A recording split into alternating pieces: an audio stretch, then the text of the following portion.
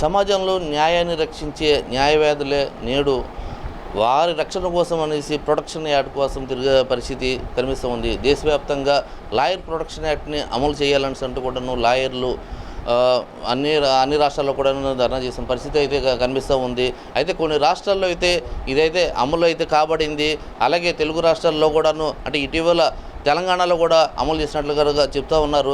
అయితే ఆంధ్రప్రదేశ్లో కూడాను చట్టసభలో దీనికి ఆమోదం తీసుకురావాలని అంటూ ఉన్నారు.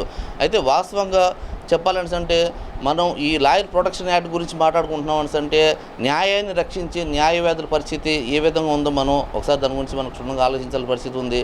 క్షేత్రస్థాయిలో న్యాయం కోసమే పోరాటం చేసే వారికి అక్కడ కోర్టుల్లో చూసుకున్న కోర్టుల దగ్గర కానీ బయట కానీ వాళ్ళ మీద చేస్తున్న దాడుల కోసం అయితే మనకి అందరూ కూడా కనిపిస్తూనే ఉన్నాయి. దీనిపైన లాయర్ ప్రొటెక్షన్ యాక్ట్ అంత తప్పనిసరిగా కావాలని అంటూ కూడాను మనకి చింతపల్లి రాంబాబు గారు మాజీ ప్రెసిడెంట్గా కూడా పనిచేసి ఉన్నారు. చింతపల్లి రాంబాబు గారు మనతో ఉన్నారు. ఆయన అడిగి మరిన్ని విషయాలు తీసుకుందాం. సార్, అసలు ఈ లాయర్ ప్రొటెక్షన్ యాక్ట్ ఎందుకు కావాలనుకుంటున్నారు? అసలు మీకు జరుగుతున్న అసలు పరిణామాలు ఏ విధంగా ఉన్నాయి? నా పేరు చింతపల్లి రాంబాబు అండి. విశాఖపట్నం న్యాయవాదుల సంఘం మాజీ కార్యదర్శిని, మాజీ అధ్యక్షుడిని కూడా. మరి ఈ రోజున దేశవ్యాప్తంగా కూడా 3 రాష్ట్రాల్లో, 1 కర్ణాటక, 2 రాజస్థాను, రీసెంట్గా తెలంగాణలో అడ్వకేట్ ప్రొటెక్షన్ యాక్ట్ అనేది ఇంప్లిమెంట్ చేస్తున్నారు. మన 2వ తారీఖు జూన్ నెల నుంచి ఇంప్లిమెంటేషన్ కూడా అయిపోయింది. జీవో అయిపోయింది, అలా విధంగా యాక్ట్ అయిపోయింది, ఇంప్లిమెంటేషన్ అయిపోయింది.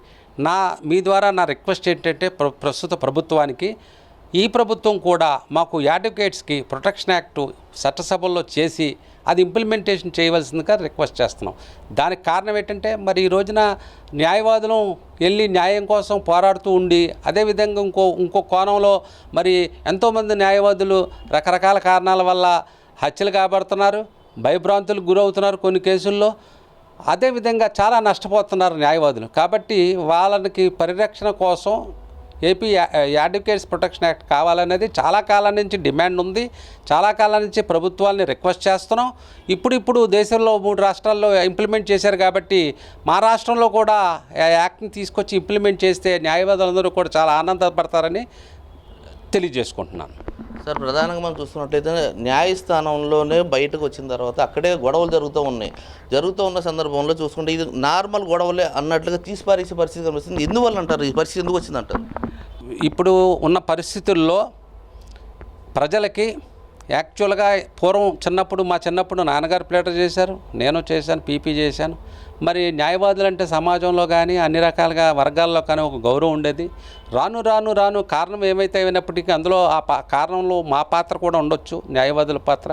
ఏదైనప్పటికీ దీని తాలూకా ప్రభావం, అదేవిధంగా దీని తాలూకా పరిణామము చాలా తేడాగా ఉంది. కాబట్టి ఈ పరిస్థితుల్లో ఖచ్చితంగా మాకు ప్రొటెక్షన్ యాక్ట్ ఇంప్లిమెంట్ చేయాల్సిన ఆవశ్యకత ఉంది. తద్వారా చేస్తే తప్ప న్యాయవాదులు ఎప్పటి నుంచో ఉన్న డిమాండ్, ఈరోజు చేస్తే తప్ప న్యాయవాదులు బయటకు వచ్చి పరిపూర్ణంగా సంపూర్ణంగా కోర్టుల్లో పనిచేసే కార్యక్రమం చేయాలంటే తప్పకుండా రావాల్సింది ఉంది. ఇకపోతే మీరు అడిగిన ప్రశ్న ఏంటంటే మరి దానికి కారణాలు పబ్లిక్గా చెప్పలేను, చాలా కారణాలు ఉన్నాయి. మరి మీరు చూస్తున్నారు, కోర్టులోనే హత్యలు జరిగిన సందర్భాలు కూడా ఉన్నాయి, కోర్టు ప్రిమిసెస్లో మరి అరాకరా ఉన్నాయి. కాబట్టి ఇవన్నీ కూడా పోవాలంటే ముందు బలమైన వ్యవస్థ, సమాజంలో న్యాయవాది వ్యవస్థ. మరి ఏ పొరపాటు వచ్చినా న్యాయవాదిని తిడతారు కానీ మరి న్యాయవాదికి ఎక్కడ ఉందండి రక్షణ? న్యాయవాది ఫైట్ చేయాలంటే మాకున్న ప్రొటెక్షన్ ఏది? మరి నాలాంటి వాళ్ళు ఎన్నో రకాలుగా పోరాటాలు చేశాను న్యాయవాది వృత్తిలో ఉండి. మరి నా ప్రొటెక్షన్ లేకపోయినా వ్యక్తిగతంగా కొద్దిగా సామర్థ్యం ఉంది కాబట్టి తట్టుకున్న, సామర్థ్యం లేని వాళ్ళు ఏమవుతారు చెప్పండి? కాబట్టి అందుకే ప్రొటెక్షన్ యాక్ట్ కావాలనేది నా చాలా కాలం నుంచి ఉన్న డిమాండ్. ఇప్పుడు మరొకసారి ప్రభుత్వాన్ని రిక్వెస్ట్ చేసుకుంటున్నాను.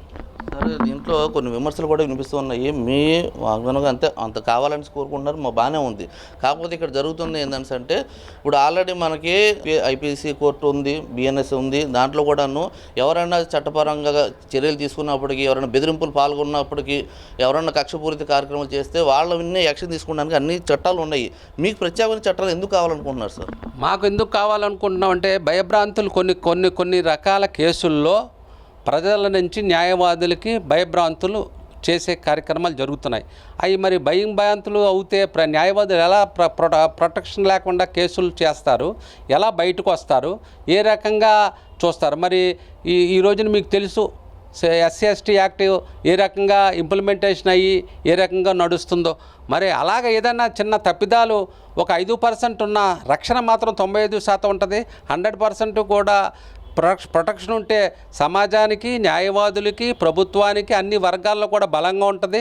ఇప్పుడున్న సెక్షన్లు మేము ఇంప్లిమెంటేషన్ చేసి నాలాంటి వాడు ఏదో ఒక్కడో ఇద్దరో చేసుకుంటూ ప్రైవేట్ కంపెనీలు వేసుకొని ఫైట్ చేసుకోవాలి తప్ప, ప్రొటెక్షన్ యాక్ట్ ఉంటే తప్ప జూనియర్లకు కానీ, జూనియర్ న్యాయవాదులకు కానీ, చాలా సీనియర్ న్యాయవాదులకు కానీ న్యాయం జరగదనేది నా యొక్క అభిప్రాయం.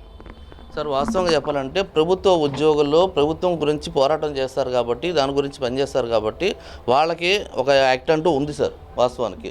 అయితే మీరు ప్రైవేటు వ్యక్తుల గురించి చేస్తుంటారు కాబట్టి మీకు ఈ యాక్ట్ కావాలా అన్నట్టు కొంచెం విమర్శలు వినిపిస్తుంది. దాని గురించి మీరే ఉంటారు? ఏమంటే ప్రభుత్వ ఉద్యోగులు ఉన్నాయి, 330 డ్యూటీలో ఉండగా ఏదైనా చేస్తే సెక్షన్ ఐపీసీ 332 కింద పెడతారు. ఇప్పుడు బిఎన్ఎస్ యాక్ట్ వచ్చింది. మరి అదేవిధంగా ప్రభుత్వం ఉద్యోగులకే కాకుండా మరి మేము కూడా కోర్ట్ ఆఫీసర్స్ కదా, న్యాయమూర్తుల తర్వాత మళ్ళీ కోర్టుకి మేము సంపూర్ణంగా సమాజంలో జరిగిన కేసు ఇటువైపు కానీ అటువైపు కానీ చెప్పగలిగిన మనుషులు మేమే. మరి మాకే రక్షణ లేకపోతే మేము ఎలా చెప్పగలుగుతాం? ఎవరో భయపెడతారు, భయపెట్టినప్పుడు ఒక పక్కన ఉంటాం, భయపెడుతూ ఆ కేసు ఇలా చేస్తే ఇలా చేస్తామంటే మేము ఎక్కడ కోర్టుకు వచ్చి ధైర్యంగా ఇది కాదు అని చెప్పే పరిస్థితి ఎలాగొస్తుంది? అది అందరికీ రాదు. ఖచ్చితంగా ఈ యాక్ట్ ఇంప్లిమెంటేషన్ అయిన రోజున సమాజం బాగుంటుంది. న్యాయవాదుల తరపున న్యాయాలు కూడా బాగా చక్కగా కోర్టు ఆఫీసర్ల కింద న్యాయమూర్తులకి చాలా ధైర్యంగా ఉన్నట్టు చెప్పగలదు. అదేవిధంగా సమాజంలో ప్రభావాలన్నీ పోతాయి. అదేవిధంగా సెకండ్ గ్రేడ్ న్యాయ వ్యవస్థ కూడా సొసైటీలో ఉండదు, న్యాయం జరుగుతుంది. సార్, ఓకే, మీకు వల్ల ఈ చట్టం కనుక మీకు అమలు అయ్యిందనుకోండి, ప్రొటెక్షన్ యాక్ట్ అమలు అయ్యిందని అనుకోండి, దీనివల్ల మిస్యూజ్ జరుగుతుందని సార్ అన్నట్టు కూడా విమర్శలు వినిపిస్తున్నారు. దాని గురించి ఏమంటారు సార్? ఏమంటే ఖచ్చితంగా ప్రతి చట్టంలోనూ లాభ నష్టాలు ఉంటాయి. 95% మేలు ఉంటుంది, 5% ఏమైనా మిస్యూజ్ ఉంటుంది. మిస్యూజ్ ఉన్నప్పుడు దానికి తగ్గ మళ్ళీ కావాల్స్తే మళ్ళీ అమెండ్ యాక్ట్ వచ్చాక ఇంప్లిమెంటేషన్ అయ్యాక రూల్స్ మళ్ళీ మార్చండి. కొన్నాళ్ళు పోయాక తెలుస్తుంది యాక్ట్ ఎట్టాము, ఈ ప్రభావాలు ఉన్నాయని, దాని తర్వాత రూల్స్ మార్చండి. రూల్స్ మార్చడానికి ఎప్పటికీ కూడా ప్రభుత్వానికి రైట్ ఉంది. ఏ ప్రభుత్వం వచ్చినా రూల్స్ మార్చొచ్చు ఎప్పటికప్పుడు. బట్ అసలు మెయిన్ ఇంపార్టెంట్ ప్రొటెక్షన్ యాక్ట్ లేకపోతే ఎలాగా? రూల్స్ మార్చొద్దని అనట్లేదు, రూల్స్ మార్చండి. ఖచ్చితంగా మీరు అడిగినట్టు ఏదన్నా మిస్యూజ్ 100% ఎంతో కొంత శాతం ఉండొచ్చు. ఆ ఉన్నప్పుడు దాన్ని సరిదిద్దాలంటే రూల్స్ మార్చాలి. రూల్స్ మారిస్తే చక్కగా చట్టం మాత్రం అమలు అవుతుంది. మొత్తం చట్టం ఏదో చిన్న తేడా జరిగితే దాన్ని మొత్తం చట్టం ఆపడం అనేది కరెక్ట్ కాదు. ఎందుకంటే 55,000 మంది న్యాయవాదులు ఉన్నాం. 55,000 మంది న్యాయవాదులు కూడా రాష్ట్రంలో న్యాయ వ్యవస్థకి పునాదులు, కోర్టు ఆఫీసర్లు. అదేవిధంగా మేము సమాజంలో కూడా ఏం జరిగినా, మంచి అయినా చెడైనా, కష్టమైన కోర్టులకి చెప్పుకుంటాం. మరి ఆ రకమైనటువంటి వ్యవస్థల్ని, న్యాయ వ్యవస్థ నడిపించే ఆ లా ఆఫీసర్కి మాకే యాక్టివ్ ప్రొటెక్షన్ లేకపోతే కుదరదు అనేది నా అభిప్రాయం. ఇప్పుడు ప్రధానంగా చూసుకున్నట్లే ఏ రాష్ట్రానికి సంబంధించిన వాళ్ళు చట్టసభలు అమలు చేస్తున్నారు సార్ దానికి, అంటే అలా మీరు అలా కోరుకుంటున్నారా, లేదంటే దేశవ్యాప్తంగా ఒకటే చట్టం ఉండాలని కోరుకుంటున్నారా? అసలు యాక్చువల్గా దేశవ్యాప్తంగా కూడా ఒకే చట్టం ఉండి అనేది కరెక్టు. బట్ ఇంప్లిమెంటేషన్ వచ్చేటప్పటికి ఏ రాష్ట్రానికి ఆ రాష్ట్రం అడుగుతున్నారు కాబట్టి ప్రస్తుతానికి ఏ రాష్ట్రం ఆ రాష్ట్ర ప్రభుత్వాలు రిక్వెస్ట్ చేసుకొని ప్రభుత్వాల ద్వారా వచ్చాక చివరగా అన్ని రాష్ట్రాలు అడ్వకేట్ ప్రొటెక్షన్ యాక్ట్ అయ్యాక అన్ని రూల్స్ వచ్చాక ఇండియా అంతా ఐపీసీ బిఎన్ఎస్ ఎలాగో అలాగే ప్రొటెక్షన్ యాక్ట్ కూడా ఇండియా అంతా కూడా సెంట్రల్ గవర్నమెంట్ చేస్తే చాలా మంచిది. ఇంకా అందులో ఏ స్టేటు లేదు, ఆ స్టేట్ యాక్ట్ అడ్వకేట్ ప్రొటెక్షన్ యాక్ట్లో రూల్స్ వేరు, ఈ స్టేట్లో అడ్వకేట్ ప్రొటెక్షన్ యాక్ట్లో రూల్స్ వేరు అనేది ఉండదు. దేశవ్యాప్తంగా ఒకే యాక్ట్ ఉంటే చాలా మంచిది.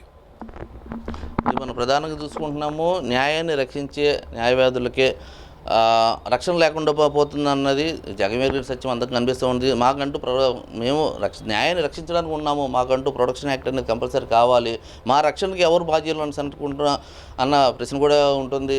ఇప్పటికైతే కొన్ని రాష్ట్రాల్లో స్వహాగా అయితే చట్టసభలు అయితే ఉత్తర్వులు అయితే ఇచ్చారు. అలాగే ఆంధ్రప్రదేశ్లో కూడా రావాలని ఆయన కోరుకుంటున్న సందర్భం కనిపిస్తుంది. కెమెరా పర్సన్ మురళితో సతీష్ నాయుడు, 19 టీవీ, విశాఖ.